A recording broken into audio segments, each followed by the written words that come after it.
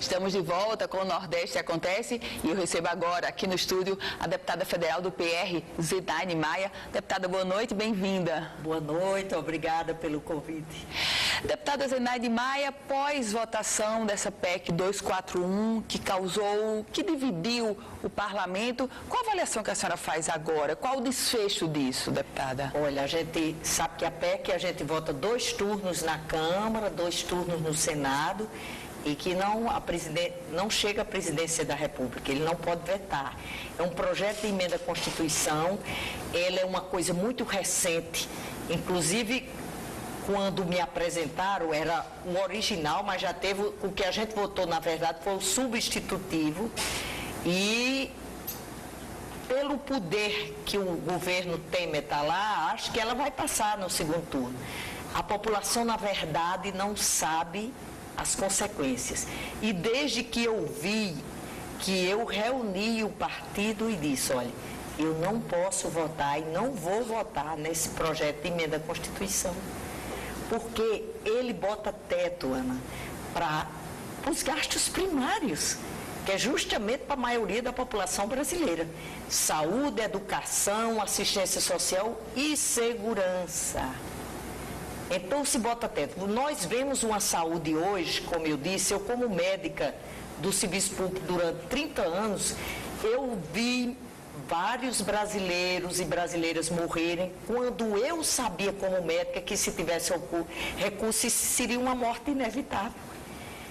Eu ficava muito triste, mas é muito diferente de hoje, como eu disse.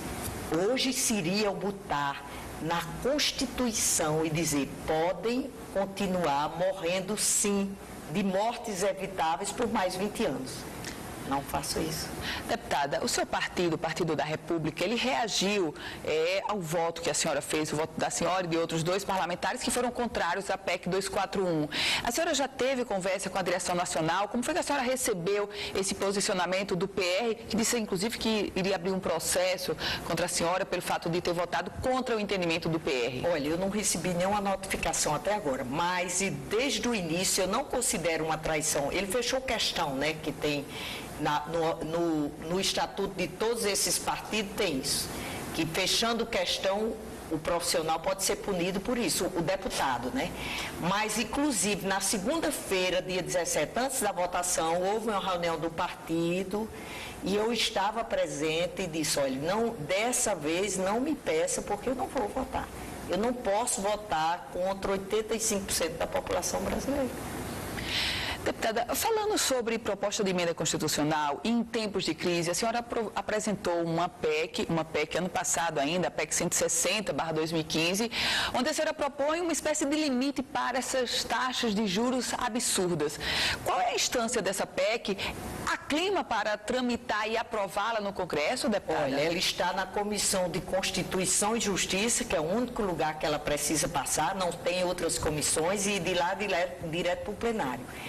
E desde novembro do ano passado que está. A gente sabe que é um interesse muito grande, que a gente mexe com cartões de crédito, juros bancários, mas o que é que acontece? Ela é decisiva no momento de crise desse. A gente limita, eu acrescentei o parágrafo 4 no artigo 192 da Constituição, limitando os juros dos cartões de crédito, do cheque especial, todas as transações financeiras, no máximo 3 vezes a taxa Selic, que para o mundo, a Europa, já é muito alto, mas só por um exemplo, Ana, hoje que agora o Banco Central baixou para 14%, já seria menos de 50%, quando os cartões de crédito praticam 500, 600, o Banco Central me informou, quando eu fui fundamentar, que como no Brasil não tem regulamentação de juros, pode cobrar qualquer instituição. Você vê que um cartão cobra um valor, outro cobra outro, qualquer valor. Tem instituição que já chegou a cobrar 800% ao ano, isso é extorquir a população. E estou com esperança, porque quem relatou foi a deputada Gorete, outra mulher, ela quando viu, interessou, e a gente está esperando passar essa turbulência que está aí para a gente botar em evidência e convencer os líderes do presidente da Câmara a botar em votação. E dificilmente Não vai ser fácil votar contra, porque seria votar contra mais de 60% das dívidas das famílias brasileiras com o cartão de crédito e o cheque especial. A senhora acredita que dá para colocar essa PEC para votação já em 2017, deputada? Eu acho difícil, né? Porque também tem os interesses, né? A gente sabe que sempre tem alguém que defende. Um exemplo aí é essa dívida. Na Constituição de 88 já consta que essa dívida pública teria que ser auditada. E nem o governo, ninguém convenceu ninguém de fazer isso até hoje. Auditar a dívida. É uma situação difícil para o país, porque mais de 40% dos impostos que a população paga é para pagar essa dívida. E não fica dinheiro para investir em saúde, em educação. E a gente sabe, Ana, que as maiores dívidas do mundo interno é Estados Unidos e o Japão. Mas ele chama as instituições financeiras e diz 3% ao ano, 4% ao ano, porque eu não vou passar o dinheiro todo para vocês em detrimento à vida das pessoas. Porque na comissão que eu trabalho, eu digo, eu estou falando em saúde, mas é usando o eufemismo. Porque, na verdade, quando eu falo em saúde, eu falo em vida. Que são a vida das pessoas sem recursos. Deputada, falando agora sobre política partidária, a senhora é um líder do Partido da República no Rio Grande do Norte, participou ativamente do pleito 2016. Qual o balanço que faz desse resultado, dessa fotografia que veio das urnas? Olha, a gente achava, a gente tinha 20 candidatos a prefeitos, fizemos 13 prefeitos, 12 vice-prefeitos e vários vereadores. Se fosse calcular em número de votos proporcionalmente, como a gente teve São Gonçalo, cidades maiores, então não foi uma perda tão grande. A gente sabe que a gente teve cidades chaves para a gente que não conseguiu reeleger. Mas vocês, todos os brasileiros, sabem que não estava fácil com essa situação de município as pessoas se reelegerem. Porque precisa de gestão, mas também precisa de recurso, né? É verdade. Deputada, a bancada federal do Rio Grande do Norte promoveu essa semana uma reunião, definiu as emendas. A senhora saiu satisfeita dessas emendas que a bancada federal elegeu para o orçamento de 2017? Saí muito satisfeita porque, na verdade, quando para o Rio Grande do Norte, a gente esquece cores, siglas de partido. Então, nós chegamos à conclusão, o governo ofereceu, porque a emenda de bancada, ela não é impositiva, certo? Então, antes aí o governo assinou que a gente podia botar 2 impositivas. Então, nós optamos pela a Maria Lacerda Montenegro, essa requalificação das marginais da BR-101, que é de uma importância fundamental, e mudamos da reta Tabajara para Oiticica. Barragem de Oiticica, porque a situação de água da gente, eu que sou siridoense, a gente sabe da dificuldade. E isso é todo o Nordeste. Nós vamos entrar no 6º ano de seca. Estamos aqui rezando para chover em novembro no Piauí, que, segundo quem entende, é um bom sinal, né? Esperando que o El Ninho, eu digo, olha, nós mulheres somos tão importantes que para a gente o ideal é o Lanina e não o El Ninho. Então, fiquei satisfeita, porque era isso mesmo que a gente queria. Não podíamos deixar a barragem de Oiticica fora. Não falta sensibilidade do governo federal com esse clamor que vem do Nordeste da seca, deputada? Olha, eu digo lá, eu sempre me reúno, eu faço parte dessa frente quando diz é Nordeste. Eu, por exemplo, não voto nada que seja contra o Nordeste.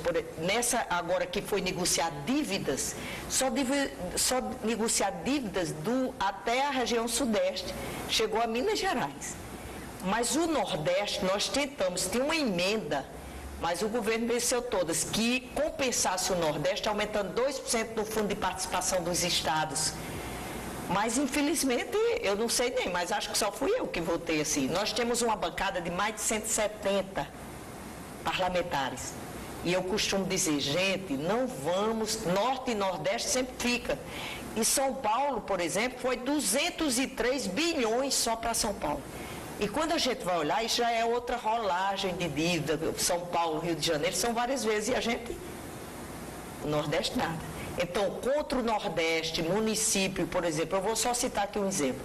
Nessa repatriação, que é o pessoal que botou dinheiro fora e que quer trazer para cá pagando os impostos.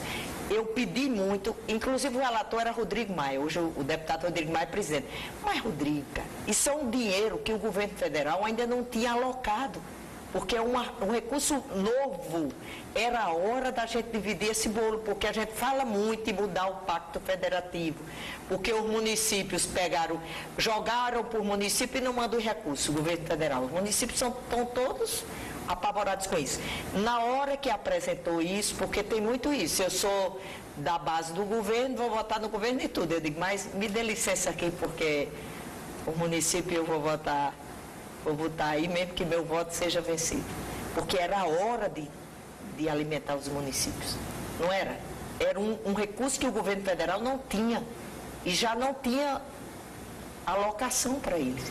A hora era puxar para estados e municípios. Era a hora dessa. Porque está sendo muito mais dinheiro do que o previsto. Por quê, Ana? Eu acho que eles tinham medo de dinheiro do tráfico, tinha muita gente, o Ministério Público contra. Eu acho que o tráfico jamais vai querer legalizar.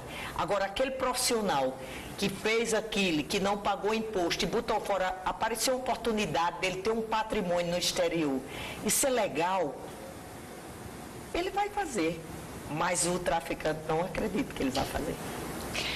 A gente conversou aqui no estúdio com a deputada federal Zenaide Maia, do PR. Deputada, foi uma alegria recebê-la aqui. Obrigada. Obrigado, o prazer foi meu. Boa noite, obrigada. Se você quiser rever essa entrevista completa, é só acessar www.politicaemfoco.com, um site especializado na política do Rio Grande do Norte e do Brasil. O Nordeste Acontece vai ficando por aqui. Você acompanha agora o Jornal da Band. A gente volta segunda-feira, nesse mesmo horário. Bom final de semana para você, ótima noite.